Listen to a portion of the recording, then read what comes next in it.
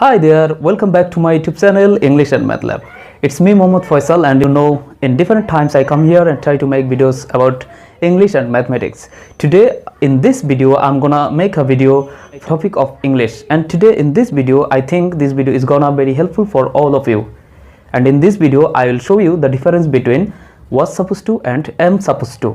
কোথায় আমরা am supposed to এবং কোথায় was supposed to ব্যবহার করতে পারি, because this is the only difference between present tense এবং পাস্ট টেন্স। আমরা যদি ফার্স্ট টেন্সে কোনো বাক্য তৈরি করতে চাই সেক্ষেত্রে ব্যবহার করব ওয়াজ সাপোজ টু, এবং প্রেজেন্ট টেন্সে প্রেজেন্ট ফর্মে প্রেজেন্ট অ্যাকশনে যদি কোনো বাক্য তৈরি করতে চাই সেক্ষেত্রে কিন্তু ব্যবহার করব am suppose to. Let's have a look at through two examples. আজ বিকেলে কোনো একটি কাজ আমার করার কথা আছে সেক্ষেত্রে ব্যবহার করব অ্যাম সাপোজ টু, এবং এই কাজটি যদি গতকালকে পাস্ট টেন্সে করার কথা থাকে সেক্ষেত্রে ব্যবহার করব ওয়াজ suppose two. Today I am suppose to go to the market.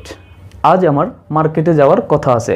যদি এই কাজটি আমি পাস্ট টেন্সে বলি তাহলে হবে এভাবে, I was suppose to go to the market. আমার মার্কেটে যাওয়ার কথা ছিল।